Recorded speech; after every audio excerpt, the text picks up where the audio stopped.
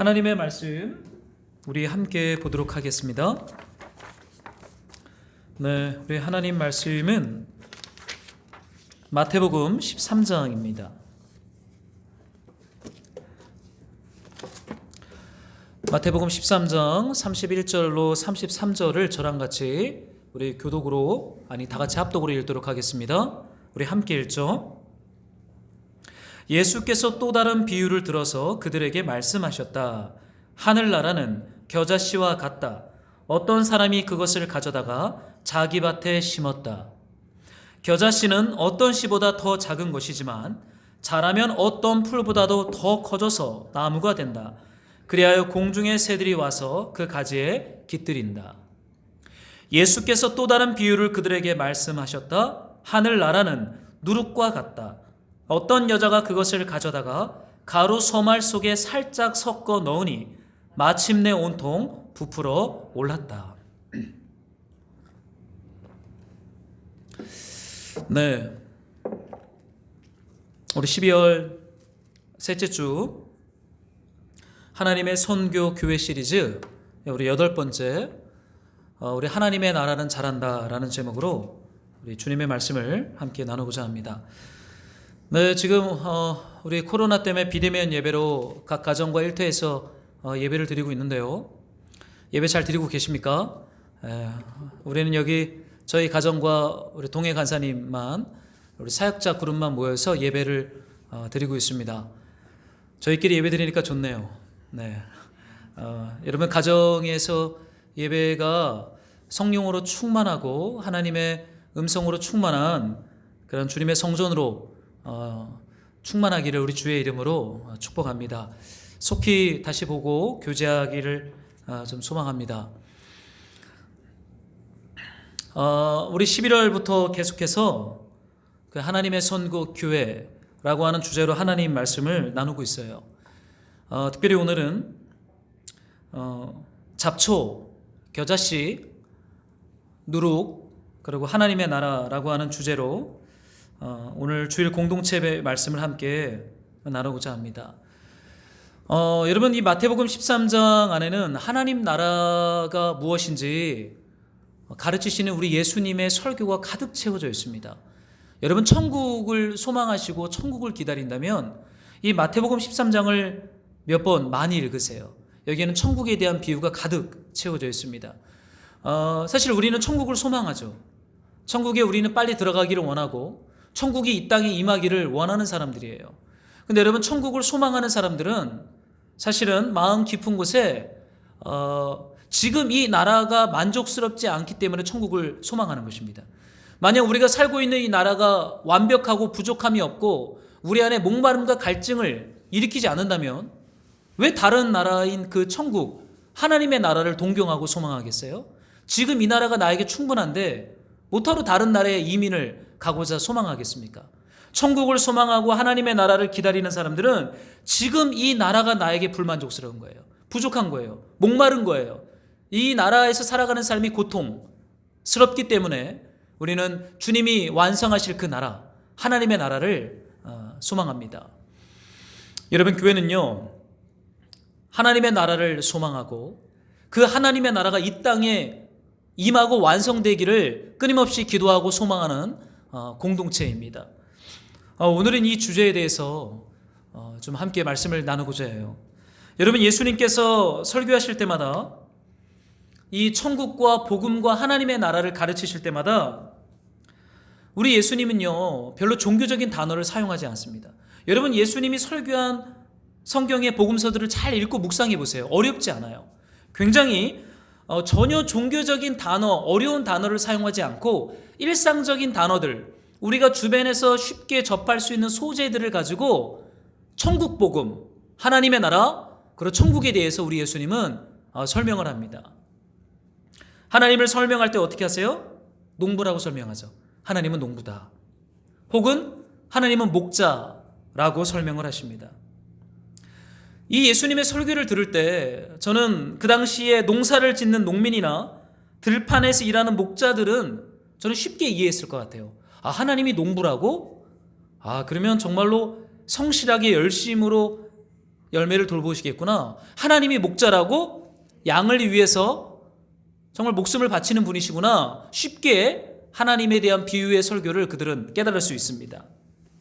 왜냐하면 그 당시 갈릴리 사람들은 대부분이 농민이고 목자이고 어부이기 때문이죠. 여러분, 예수님은요 이러한 방법론으로 설교하셨어요. 그들이 알아들을 수 있는 언어로, 그들의 일상의 소재로 하나님을 설명해요. 전혀 어렵지 않게 설명하세요. 바리새인이나 사두개파들처럼 성전의 용어, 율법의 용어, 구약선전의 어려운 용어들로 하나님을 설명하지 않습니다.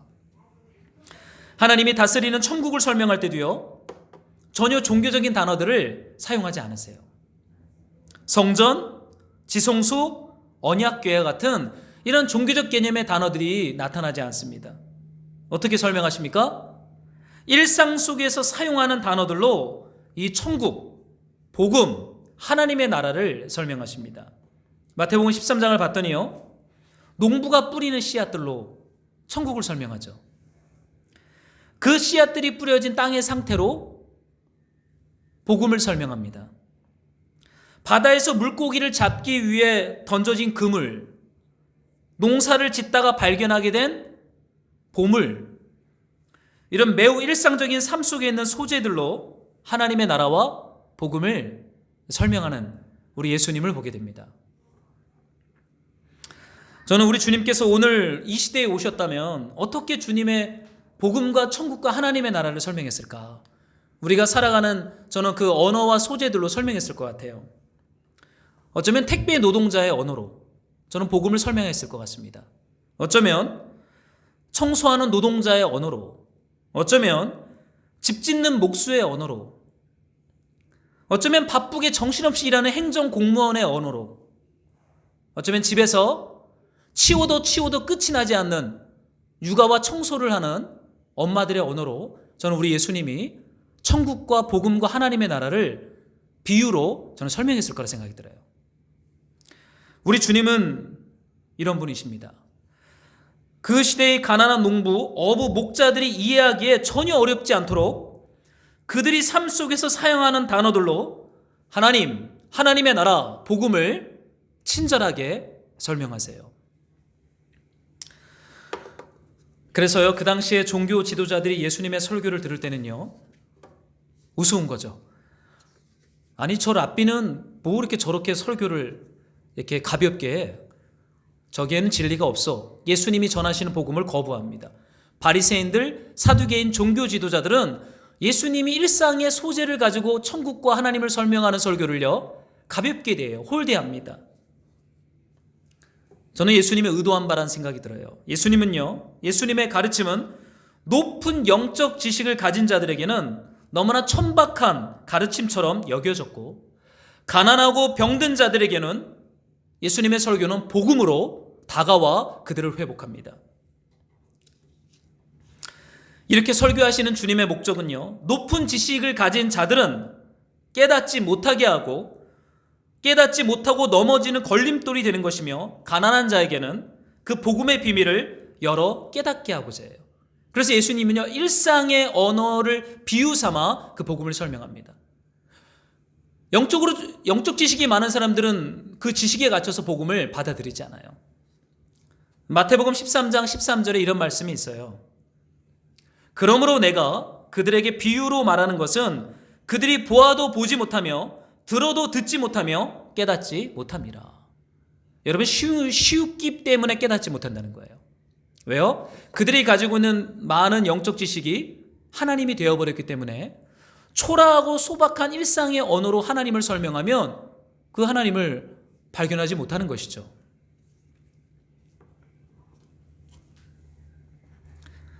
주님은요, 말씀이 육신이 되어 우리 가운데 오신 임마누엘 하나님이세요. 주님은 우리 안에 천국을 심기 위해서요, 그 말씀이 육신이 되었습니다. 수준을요 완전히 낮췄어요. 그래서 우리가 복음을 받아들인 거예요. 그래서 천국 백성이 된 것입니다. 그래서 보이지 않는 하나님을 진리로 받아들이고 그 초라하고 저주받은 상징인 십자가를 복음으로 우리가 받아들인 거예요. 왜요? 하나님이 말씀이 육신이 되어 우리 가운데 거하셨기 때문에 수준을 완전히 낮추어서 우리의 눈과 귀와 우리의 생각으로 이해할 수 있는 그 비유로 복음을 우리에게 설명해 주셨기 때문입니다. 요한복음에 보면요, 사마리아에서 주님이 한 여인을 만나요. 그 여인 여러분 잘 아시죠? 수가성, 남편을 계속 바꾼 여인입니다. 나름대로 은밀한 비밀과 상처가 그 여인에게 있겠죠. 근데 예수님이 그 수가성에 갔을 때 5번째 남편이랑 살고 있어요. 근데 그 여인이 해가 중천에 떠 있는 정오에 우물가에 물을 떠러 왔는데 예수님이 우연이란 방식으로 그 여인을 만납니다. 그러면 어떻게 그 여인에게 첫 대화를 시작하십니까? 물 한 잔 달라는 거예요. 내가 나그네인데 갈증이 나니까 물 한 잔만 주시오. 이 수가성의 사마리아 여인의 5번째 남편과 사는 그 여인에게 그렇게 이야기합니다. 물이란 소재를 사용해서 목마름을 가진 여인과 대화를 시작해요. 그리고는 그 여인을 어디로 소개합니까? 마르지 않는 생수가 계속 흘러넘치는 참된 생수이신 하나님께로, 메시아 그리스도로부터 나온 생수를 그 여인에게 소개하잖아요. 복음을 전합니다. 천국을 전해요. 하나님의 나라가 그 여인에게 임하게 하십니다.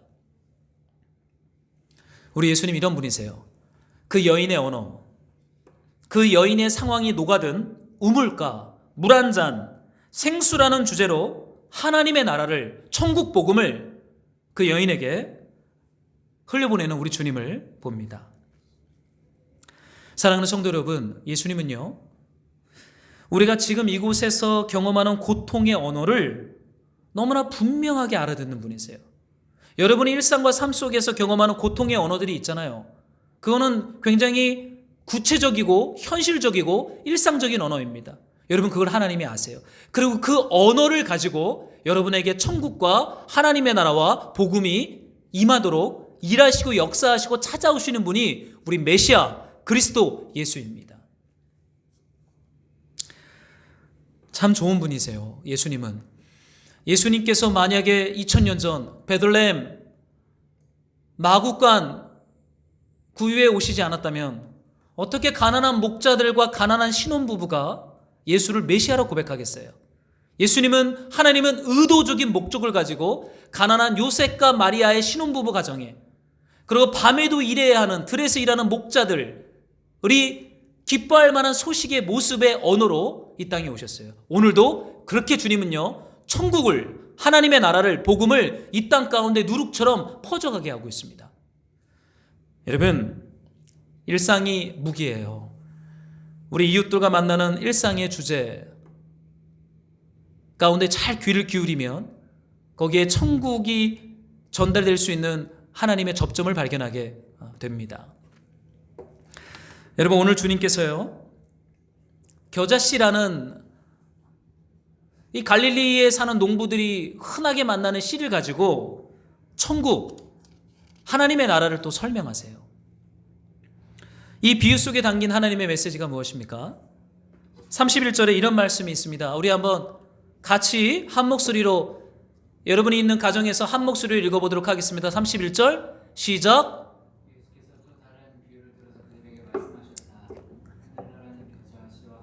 어떤 사람이 그것을 가져다가 자기 밭에 심었다. 아멘. 천국은요, 하나님의 나라는요, 겨자씨와 같다 라고 예수님께서 말씀을 하십니다. 여러분, 천국이 어디입니까? 여러분, 천국에 대한 소망이 있으세요? 지금 살아가는 이 땅이 천국 같으면 별로 천국을 소망할 이유가 없죠. 여러분, 천국을 소망한다라는 건 우리 설교 서론에서 제가 말씀을 드렸지만 지금 우리가 살아가는 나라에 대해서 우리 안에 목마름이 있는 거예요. 이게 우리를 불편하게 하는 거예요. 무언가 내 영혼에 만족을 주지 못하기 때문에 하나님께서 통치하시고 다스리는 그 나라가 임하기를 간절히 소망하게 되는 것이죠. 여러분, 천국은요, 하나님의 나라입니다. 말 그대로예요. 하나님께서 통치하시는 나라예요. 하나님이 다스리는 나라예요. 하나님께서 왕으로 있는 나라가 천국입니다. 여러분, 그 나라가 어떤 나라입니까? 창세기가 말해요. 창세기는요, 시작하면서부터 하나님께서 통치하고 다스리는 나라가 어떠한 나라인지를 창세기 1장, 2장에서 구체적으로 그 나라를 보여줍니다. 여러분, 그 나라는 어떠했어요? 혼돈이 질서로 바로잡힌 나라예요. 무질서가 없어요. 질서가 있어요. 아름다워요. 공허함과 허무함이 틈탈 자리가 없어요. 여러분, 세상 사는 인생이 공허하면 어때요? 허무하면 어때요? 그 공허함과 허무함을 잊기 위해서 우리가 정신없이 삽니다. 그러나 하나님이 통치하시는 나라에는 혼돈이 질서로 바로잡히고 공허함이 허무함이 충만함으로 가득 채워집니다. 어둠이 떠나가고 빛으로 가득해요. 기쁨의 나라라고 말합니다. 하나님이 통치하시는 나라는요, 하나님과 사람이 평화를 누려요. 하나님의 음성을 듣고 그 말씀 앞에 사람은 순종함으로 하나님과의 관계 안에 샬롬이 있어요. 그뿐이 아닙니다. 사람과 사람 간의 관계 안에도 회복이 있어요. 여러분, 최초로 만든 사람에게 했던 고백을 여러분 기억하십니까? 우리 결혼할 때 줄에 설교 본문으로 많이 사용되는데 사실은 부부에게만 사용되는 언어는 아닙니다. 이는 내 뼈 중에 뼈요 내 살 중에 살이라. 남편이 아내한테만 고백하는 것은 아니고요. 최초의 하나님이 다스렸던 나라의 최초의 사람과 사람 안에 있었던 깊은 연합, 신뢰, 거기에는 불평과 원망과 쓴마음과 쓴뿌리가 없어요. 저 사람을 볼 때 내 안에 기쁨이 있는 거죠. 사람과 사람의 관계가 회복이 돼요. 여러분, 그 사람은요, 하나님이 만드신 세상을 경작하면서 세상을 다스립니다. 이것이 바로 하나님께서 보시기에 좋았던 하나님의 천국, 하나님 나라입니다. 여러분, 주님은요, 이 천국을 우리 안에 이미 시작하셨어요. 예수님을 통해서. 그리고 그 시작된 그 하나님의 나라가 완성을 향하여 나아가도록 성령을 통하여, 말씀을 통하여 우리 안에 지금도 성실하게 열심히 우리 안에 사역하고 계십니다. 근데 여러분, 그 천국이 무엇과 같다고요? 겨자씨와 같다. 얼마나 초라해요. 이 놀라운 나라를 어떻게 겨자씨에 비유합니까? 보통 로마 제국이나 아니면은 성전, 멋있는 종교적 성전으로과 같다라고 말하면 좀 공감이 될 텐데, 그냥 갈릴리 농부들이 뿌리고 뿌리는 너무나 초라하고 수없이 발견할 수 있는 겨자씨와 같다라고 말을 해요. 저는 이 말씀을 듣는 청중들은요, 전 단번에 알았을 거라 생각이 들어요. 천국이 겨자씨와 같다고? 여러분, 겨자는요, 풀입니다. 풀. 갈릴리 호수에 가면 그 근방에서 굴락을 지어서 하나만 나는 풀이 아니라 굴락을 져요. 굴락을 져서 말지, 제주도에 가면 유채꽃밭을 여러분 기억하면 될 것 같아요. 유채꽃들이 여러분 굴락을 지어서 성산 그 앞에 이렇게 막 피잖아요. 겨자가 그래요. 겨자꽃들이요, 1.8에서 큰 건 3m 되는 이 풀들이 굴락을 이루어 갈릴리 호수 근처에 막 피어 있습니다. 어부들은요, 지나가다 밟고 밟는 게 여러분 겨자풀이에요. 흔합니다. 근데 그걸 천국이래요. 이 도대체 무엇을 말씀하시는 걸까요? 너무나 평범한 풀들, 어쩌면 잡초, 어쩌면 농부들의 밭에 향료로 사용하기 위하여 식용으로 심은 겨자들도 있었겠죠. 음식을 할 때 사용하는 향료, 그런 겁니다. 별로 위대한 게 아니에요. 너무나 초라하고 평범하고 일상적인 풀이에요. 우리가 지나가다가 밟는 그런 풀들, 그게 천국이래요.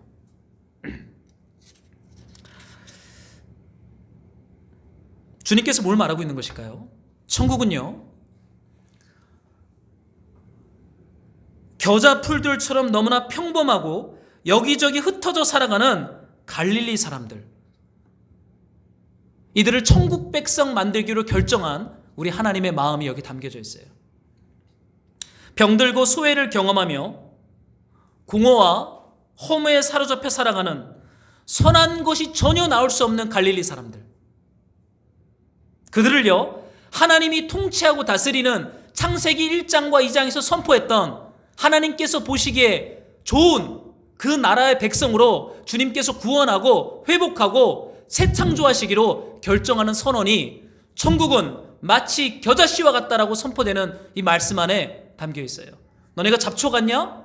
저 그냥 갈릴리 호수에 뿌려져 있는 이름도 없는 민초와 같냐? 예수 그리스도로 말미암아 하나님의 나라가 너희 안에 임했다라고 하는 복음의 선언이에요. 여러분, 갈릴리라는 지역은 이스라엘에서요 변방입니다. 변방. 지금의 한국 사회의 중심이 어디입니까?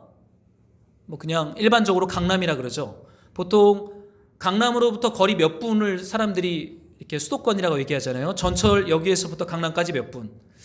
왜 강남이 한국 사회의 중심이 되어야 될지 모르겠어요. 저는 파주가 좀 중심이 되어서 파주에서 어디가 몇 분 이러면 참 좋을 것 같아요.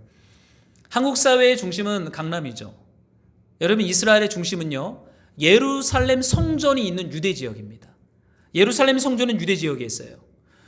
그 당시에 바리새인 사두개인들은 다 유대 지역에 살아요. 땅을 가진 지주들은 대부분 유대 지역에 삽니다. 갈릴리의 땅들은 대부분 유대 지역에 사는 사람들이 다 이미 사놨어요. 갈릴리 사람들은 땅이 없어요. 그래서 바닷가에 가서 물고기 잡는 거예요. 아니면 지주들의 땅을 빌려서 높은 지대를 내고 농사를 짓습니다. 열심히 일해도 80% 지대를 내면 20% 먹고 살아야 되는 가난한 농민들. 거기가 갈릴리, 나사렛, 가버나움이에요. 민초들이에요. 그런데 예수님이 뭐라고 말해요? 갈릴리 호수 근처에 널려있는 그 겨자풀들을 향해서 천국은 겨자씨와 같다. 하나님 나라의 백성들은 너희다 라고 말하는 거예요. 그러니 바리새인 사두개인들이 들을 때 뭐하는 사람이야? 요셉의 아들 이러는 것이죠. 하나님의 나라 천국을 그 갈릴리의 겨자씨에 비유하시는 주님이니 얼마나 불편하겠어요. 그게 복음이 넘어지게 하는 걸림돌이 되어버리는 것이죠.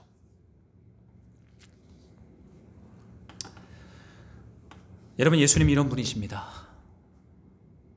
일상의 언어뿐만이 아니라 그들의 삶에 찾아가셔서 보잘것없고 잡초 같고 그냥 버려진 그 땅을 천국으로 만들어버리시는 그분이 우리 메시아 그리스도이세요. 근데 그 주님께서 이런 말씀을 하세요. 이 뒤에 이런 말씀이 있죠. 하늘나라는 겨자씨와 같다. 그 뒤에 이런 말씀이 있습니다. 어떤 사람이 그것을 가져다가 자기 밭에 심었다. 이거 복음입니다. 여러분, 겨자씨가 누구 밭에 심겨집니까? 자기 밭에 심겨져요. 그 자기는 누구예요? 씨를 뿌리는 농부의 밭입니다. 여러분, 이 농부는요 자기 밭에 심은 이 겨자씨가 열매를 맺을 때까지 게으르지 않습니다. 성실한 농부예요. 왜냐하면 그 뒤에 이 겨자씨가 자라서 이런 말씀이 있잖아요. 어떤 풀보다 더 커져 나무가 되었다. 그렇다면 이 겨자씨가 자랄 때까지 농부는 가만히 있었을까요? 아니죠.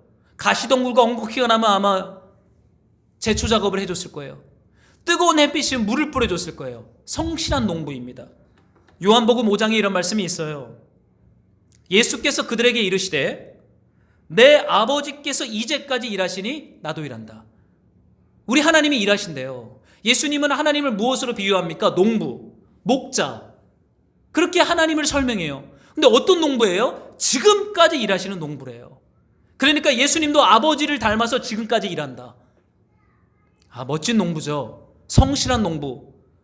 밤낮으로 심겨진 씨앗이 열매 맺을 때까지 수고를 아끼지 않는 농부가 우리 하나님이세요.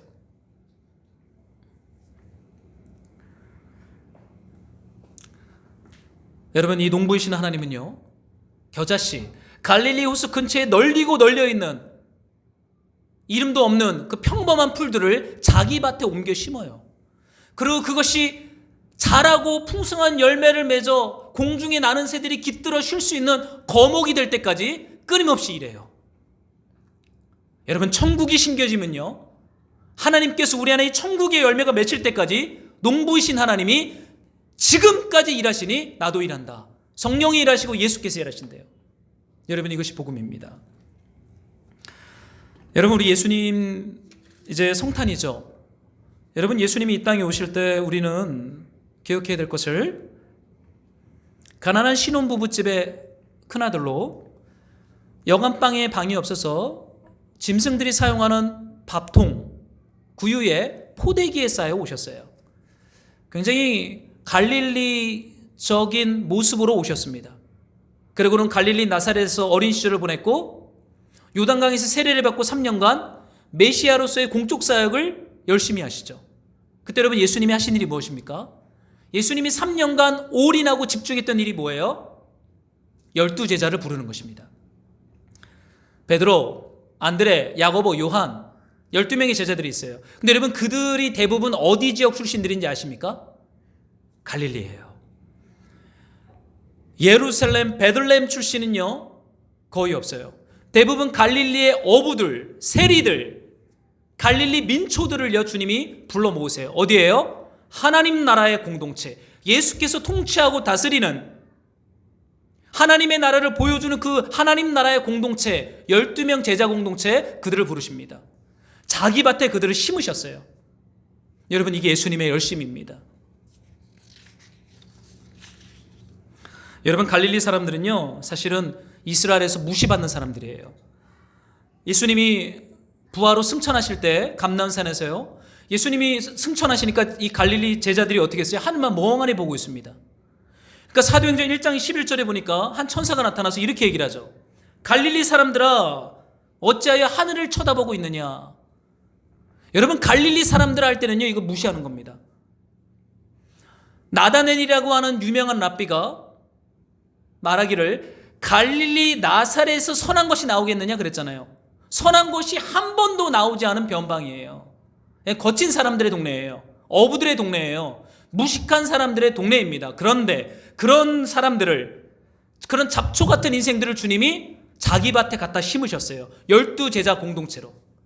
그럼 그들을 무엇으로 만드십니까? 하나님의 나라를 이 땅에 보여주고 복음을 증거하고 증인될 제자들로 그들을 주님이 양육하세요. 그 양육의 정점에는 십자가 죽음과 부활이 있습니다. 어떤 사람이 그것을 가져다가 자기 밭에 심었다. 여러분 우리는요 예수님으로 말미암아 하나님 나라라는 밭에 갖다 심겨진 주님의 소유된 백성들입니다. 천국 백성들이에요. 우리는 주님의 밭에 심겨졌어요. 겨자씨 같은데 우리는 잘할 것입니다. 여러분 때로는 죄로 인해 넘어집니까? 여러분의 연약함으로 인해서 신음하고 있어요? 신음하세요. 고민하셔야 됩니다. 그러나 우리는 하나님 밭에 갖다 옮겨진 주님의 제자들이에요. 주님이 책임을 지세요. 농부이신 하나님이 이전에도 일하셨으니 지금도 일하시니 우리는 잘할 것입니다. 어떻게까지 자라요? 나무, 열매를 맺을 나무까지 우리를 자라도록 우리 하나님이 우리 안에 일하십니다.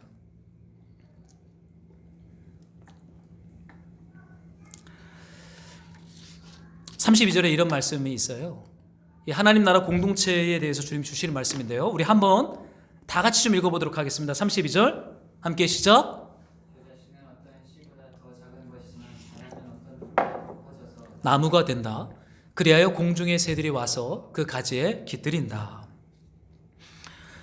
주님이 천국은 겨자씨와 같다. 그리고 천국은 어떤 사람이 자기 밭에 옮겨 심어 놓은 것 같다라고 설명한 다음에요, 이렇게 말씀하세요. 겨자씨는 아주 작은 씨래요.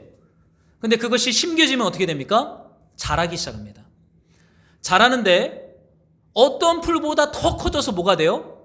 예수님께서 말씀하시기를 나무가 된다. 그래서 공중에 있는 독수리, 새들이 와서 둥지를 트고 그 가지에 깃들일 정도로 큰 나무가 된다. 이것이 천국이다. 이것이 천국의 특성이다. 하나님 나라의 특성이다 라고 말씀을 하세요. 근데 여러분 여기서 우리가 조금 객관적인 사실을 좀 확인할 것이 있습니다. 여러분 겨자는요 나무과 식물이 아니에요. 1년생 풀과입니다. 1년 자라면 어떻게 자라요? 많이 자랄 때는 3m까지 자란대요. 3m까지 자라도 그건 나무입니까? 풀이에요. 풀입니다. 여러분 들판에 나가보세요. 2m 넘는 풀들이 있어요. 한번 툭 쳐보십시오. 부러집니다. 군락을 이루어서 자라는 풀가들은요 크게 자랍니다. 근데 그거를 갈릴리 사람들은요 지나가면서 나무라고 부르지 않아요. 풀이에요. 겨자는 아무리 크게 자라도 나무가 될 수 없어요. 큰 풀일 뿐입니다. 그런데 지금 예수님이요 나무가 된대요. 이건 객관적으로 볼 때 예수님이 지금 과장하신 거예요.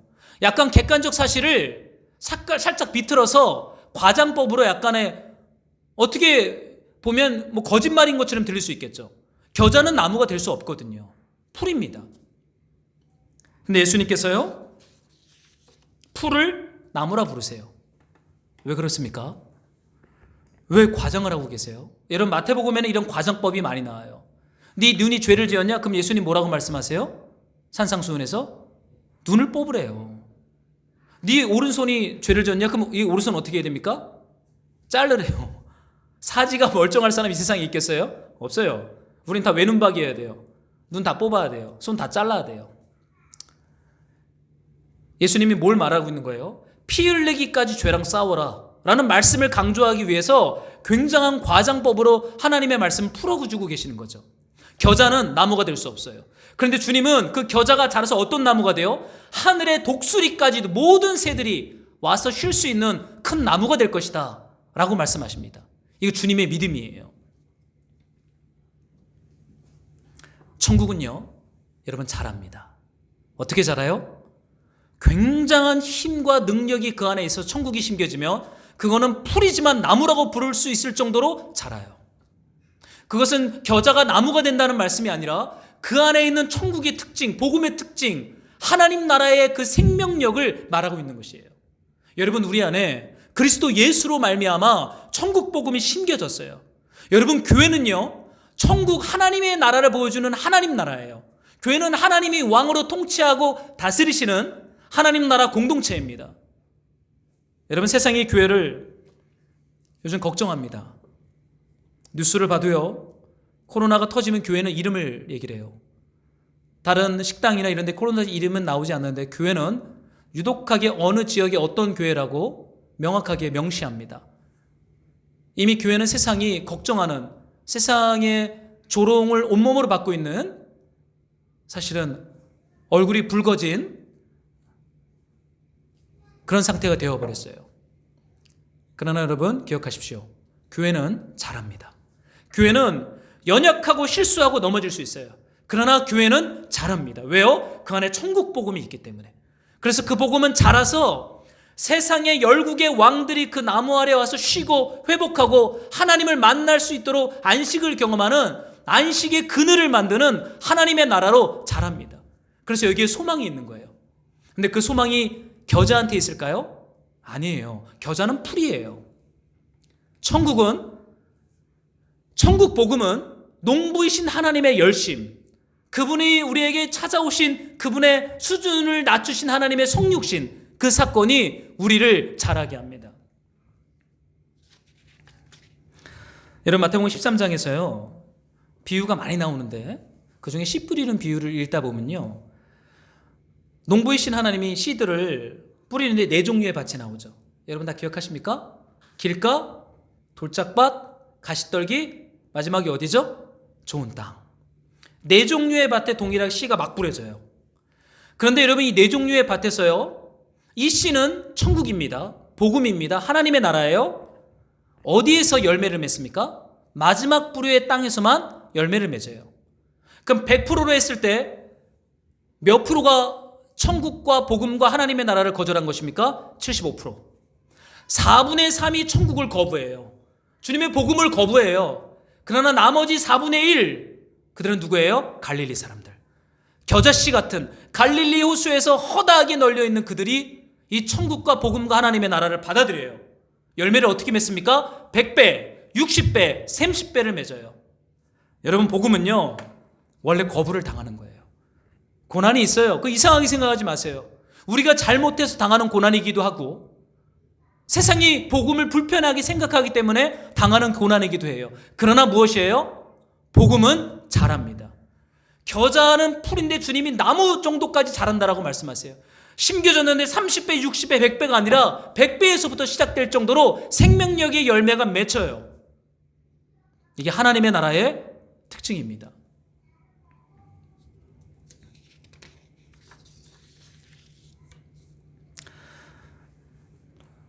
근데 이 마태복음에서는요, 사실 우리는 조바심이 나죠. 잘하는 것 같지 않고 변하지 않는 것 같고 제자리 걸음하는 것 같은 답답함이 있을 때가 여러분 있습니다. 근데 그 뒤에 이런 비유의 말씀이 있어요. 같이 좀 읽어봅시다. 겨자씨 비유와 누룩 비유는 한 덩어리로 읽어야 돼요. 동일한 메시지를 좀 다른 관점으로 설명하는 말씀인데요. 우리 같이 읽어보겠습니다. 시작. 예수께서 또 다른 비유를 그들에게 말씀하셨다. 하늘나라는 누룩과 같다. 어떤 여자가 그것을 가져다가 가루 서말 속에 살짝 섞어 넣으니 마침내 온통 부풀어 올랐다. 하나님의 나라 천국을 누룩으로 비유하시는데요. 이거는 겨자씨 비유를 좀 더 설명하기 위한 주님의 가르침의 방법입니다. 여러분, 그 누룩, 이게 여자들이 집에서 음식할 때 쓰는 그런 겁니다. 이 빵을, 밀가루를 부풀어 올리게 하는, 빵 만들 때 쓰는 그런 재료예요. 천국을 그런 거로 또 비유하세요. 예수님 참 멋있는 분이죠. 저는 아마도 갈릴리의 여성들이 이 비유를 딱 들었을 때 딱 알았을 것 같아요. 요리의 주제니까. 밀가루 서말입니다. 한 말은 13리터예요. 13리터 곱하기 3은 몇 리터? 약 40리터. 약 40리터 되는 밀가루에 누룩이 들어가요. 40리터면요, 약 100명의 장정들이 먹을 만한 분량의 빵이 나옵니다. 거대해요, 거대해. 이 거대한 이스라엘을 보여주는 것 같아요. 거기에 누룩이 들어가요. 근데 이 누룩이 들어가는 모습을 여러분 잘 묵상해 보세요. 어떤 여자가 누룩을 가져다가 가루 서말 속에 살짝 섞어 넣었다. 살짝 섞어라는 단어를 원문으로 번역하면요, 은밀하게 비밀스럽게 감추었다는 뜻이에요. 여러분, 요리를 하는데 누가 비밀스럽게 요리를 해요? 편하게 하죠. 내 주방이고 내 기구들이니까 내 마음대로 요리하면 되잖아요. 근데 이 여자는요, 은밀하게 들킬까봐 조심스럽게 40리터 되는 밀가루에 몰래 가서 누룩을 살짝 감추었대요. 그 다음날 어떻게 되었습니까? 마침내 밀가루가 온통 부풀어 올라서 장정 100명이 먹고도 남을 만한 빵이 되었다. 그 말씀은 없지만 상상해 봅니다. 그렇게 돼요. 이상하죠? 왜 은밀하게 감추는 방식으로 천국을 하나님이 갖다 놓습니까? 거침없이 담대하게 하지 않고 은밀하게 감추는 방식으로 천국을 주님이 확산했어요. 누룩을 넣은 사람 말고는 어느 누구도 밀가루에 누룩이 어떻게 얼마만큼 들어갔는지 모릅니다. 아무도 몰라요. 누룩을 넣은 사람만 알아요. 빵을 먹는 사람도 언제 넣고 어떻게 들어갔는지 몰라요. 어떤 여자만 누룩을 넣은 분만 아십니다. 하나님이시죠. 여러분, 우리는 잘합니다. 나 아무도 몰라요. 겨자씨와 같은 우리가, 잡초 같은 우리가 온 세상과 열방에 하나님의 나라를 보여줄 나무로 우리는 잘합니다. 그러나 어떻게 잘하는지 아무도 몰라요. 하나님은 은밀하게 감추는 방식으로 조심스럽게 우리 안에 천국 복음을 날마다 갖다 넣으세요. 세상 속에 주님은 교회를 통해서 몰래 누룩을 갖다 넣으세요. 교회는 은밀하게 비밀스럽게 감추는 방식으로 선교합니다. 세상이 조롱하겠죠. 야, 그 조그만 누룩으로 뭘 하겠다고, 그 작은 거로 뭐 하겠다고, 하려면 좀 이렇게 거대하고 높고 좀 많아야지, 그 작은 거로 뭐 하겠다고, 계란으로 바위치기다, 이렇게 얘기합니다. 그러나 천국은요, 작은 것이에요. 천국은요, 조심스럽고 은밀하게 흘려보내는 것입니다. 그래서 하나님은요, 은밀하고 이 감추는 방식으로 하려면 어떻게 해야 돼요? 작아야 돼요. 사람들이 어떠한 변화가 일어나는지 몰라요. 주인공은 없어요. 결과만 보일 뿐입니다. 어느 누구도 영광을 받을 수 없어요. 주님은 우리를 이런 방식으로 주님은 우리를 변화시켜 가세요. 아무런 변화가 일어나는 것 같지 않으세요? 열심히 말씀을 묵상하는데도 어제가 오늘인 것 같고 오늘이 내일인 것 같습니까? 그래도 누룩을 넣으셔야 돼요. 아무리 기도를 해도 내가 변하지 않고 우리 가정이 변하지 않고 복음을 전하려고 하는 그분이 강팍해집니까? 그래도 기도하셔야 돼요. 왜냐하면 어떻게 성장과 변화가 일어나는지 우리는 모르기 때문에. 여러분, 우리는요, 눈에 보이는 결과가 빨리빨리 나타날 때 이거 하나님의 역사라고 말합니다. 천국은 그런 것이 아니에요. 몰라요. 어떻게 이게 빵이 부풀어 오르는지 아무도 몰라요. 하나님만이 아십니다. 사랑하는 성도 여러분, 선한 일을 하다가 낙심하지 마십시오. 지쳐서 넘어지지 아니하면 때가 이를 때 거두게 될 것입니다. 주님의 복음을 은밀하게 조심스럽게 감추는 방식으로 계속 가루 서말 속에 갖다 넣으세요. 낙심하지 마십시오. 때가 이르면 그것이 온통 부풀어 올라 거룩한 빵덩어리가 되어 베들레헴, 주님이 드실 만한 거룩한 빵이 될 것입니다. 천국의 통치를 받는 하나님의 나라가 임할 것이에요. 사랑하는 성도 여러분, 우리는 다 천국을 소망합니다. 그렇죠? 저는 천국을 소망해요. 천국에 빨리 가고 싶고 그 천국이 이 땅에 임하는 것을 보고 싶습니다. 으그러지고 깨어진 이 세상이 하나님께서 보시기에 좋은 그 샬롬의 나라로 회복되는 걸 보고 싶어요. 작은 것에부터 시작되는 것입니다. 그 겨자씨, 그 누룩, 아무런 변화가 일어나는 것 같지 않은 그 현장 속에서 그 농부는 신실하게 일하고 계시고 우리를 그 천국 백성으로 빚어가고 있으며 교회를 통하여 주님은 세상에 누룩을 옮기는 그 선교의 일들을 계속 감당하고 있습니다. 아무런 변화가 없는 것 같아도 낙심하지 말고 선을 계속 행하라고 우리에게 말하고 있어요. 여러분, 이것이 교회가 걸어가야 할 길이에요. 천국을 소망하는 언약 백성들에게 누리는 하나님의 생명의 복입니다. 사랑하는 성도 여러분, 우리는 겨자씨예요. 그리고 우리는 가루 서말과 비교되지 않는 작은 누룩과 같습니다.